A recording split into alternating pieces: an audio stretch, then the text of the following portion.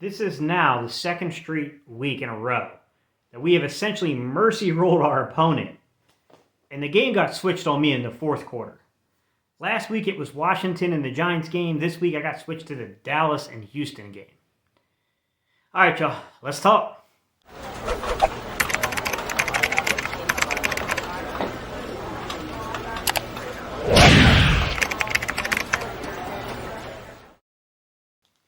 What's up, Cerebral Football fans? My name is Steven Hyder. This is Gate City Sports Channel. Hey, if you're new to the channel, the first, second, third time you caught my content, and you enjoyed today's discussion. We're on a journey. We're on a path that just crossed us over 6,900 subscribers. Thank you all so much for that. We're heading towards 7,500 subscribers. I would love for y'all to be a part of the equation and join the Cerebral Football community. We call ourselves the Cerebral Lights.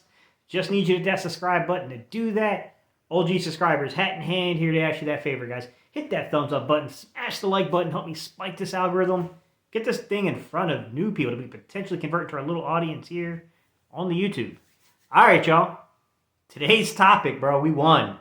We won big. We killed it, crushed it.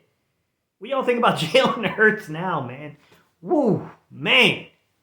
Jalen lit it up, and right from the jump on the first drive, I mean, it was just so demoralizing. Like watching that game and knowing the subliminal messages that are being sent to you. Man, when a quarterback opens up a beginning drive like that, completes the ball 9 times to 7 different dudes, there's nothing you can do. You know it's coming. You know you're going to be in for it in this game like crap. Here we go. Man, Jalen was on fire. This offense is on fire. Shane Steichen has been really good, man. I hate to say it, but I don't think he's going to be back next year, man. I think that guy's going to end up getting a head coaching gig. I would love to have him back. He's an excellent play caller. He just understands. Like, him and Jalen just work so well together. Like, they kind of understand each other. They get the flow of things. Man, this has been an incredible season offensively. We are now in a scenario to where A.J. Brown just crossed over 1,000 yards receiving. Devontae Smith is on track to cross over 1,000 yards receiving. Miles Sanders, you guys remember I made that bold prediction during the offseason where I said, if you just look at this thing numerically by the numbers, if Miles Sanders just stays healthy, that's a 1,000-yard rusher. He's been knocking on the door for several years. What I didn't see coming from Miles was by the 13th game of the season, he was already going to eclipse that 1,000-yard mark, and he was going to have over 10 tutties on top of it, touchdowns. And man, that throw on the sideline, I know that he didn't come down with it in bounds. He didn't control the completion, the reception. But that was a beauty, man. That was a thing of beauty from the past. And that's something that I was wondering this whole time. Like, man, where's Miles Sanders at on that? We saw that his rookie year. Like, Miles does have a little ability there. I'm not going to say he's the most nuanced route runner or anything like that, but, like, Miles has got a little explosion to him. And if you got a linebacker trying to carry Miles Sanders down the field, like, that's a huge mismatch.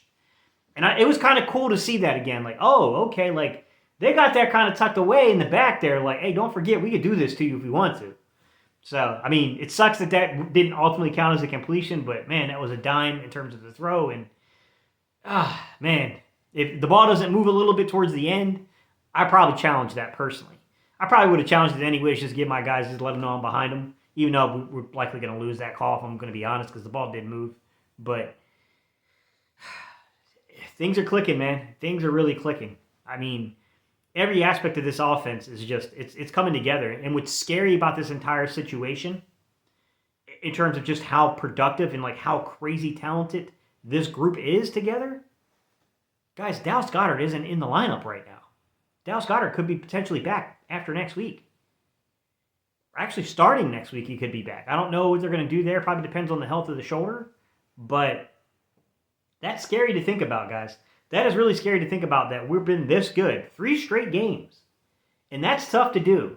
And that was a big talking point that, we've been putting up 30 on teams. It's really difficult to do that 3 straight weeks in the NFL, put up 30 points on a team, on teams, 30 plus. Well, this team just did it. This team is as good as any Eagles team I've watched. This is a really, really good football team. The 3 best teams that I think I've personally watched were the 2004 Philadelphia Eagles, clearly the 2017 Eagles, and this 2022 version of it.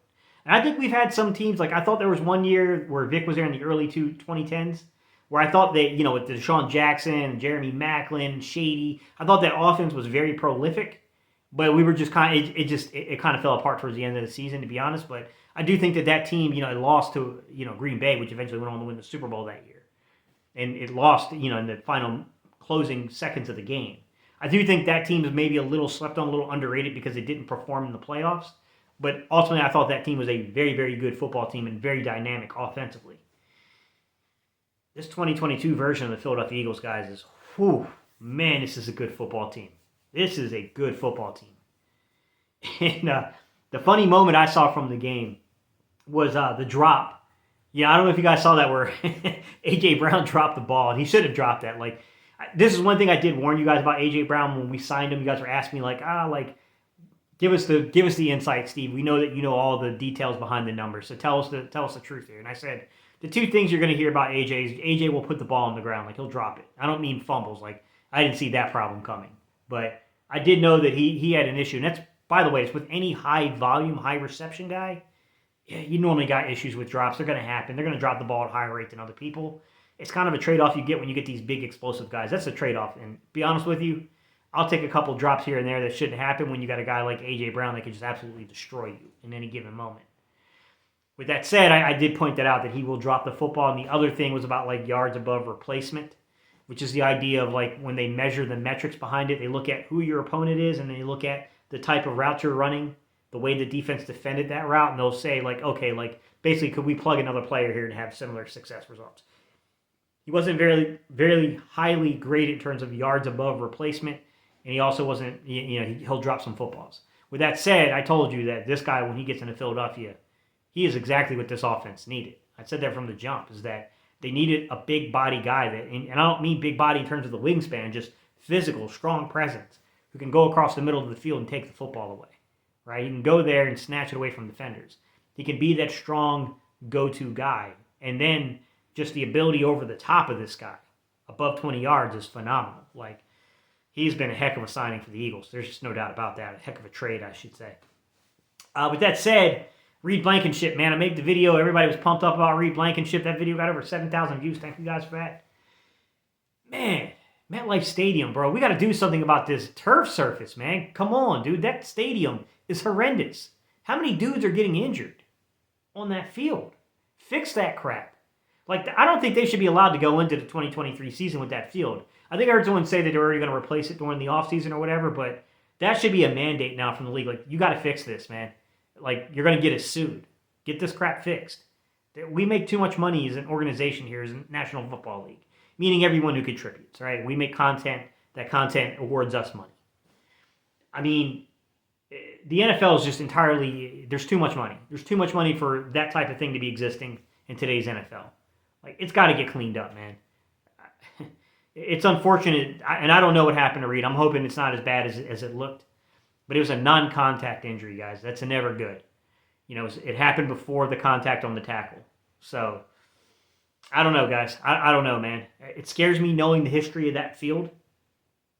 And then the fact that it was ruled a knee. I don't know. I'm hoping the best for that young man because I thought that young man was playing really well. I thought he was definitely playing well in the season. So, hopefully it's not what I think a lot of us are suspecting. Hopefully it's nowhere near that serious. So, all we can do at this point is hope for the young man. All right, y'all. I appreciate y'all's time and attention. Leave your comments down below. Let me know what you thought. Man, second straight week, bro, my game got turned off, man. Got sent to a more competitive game.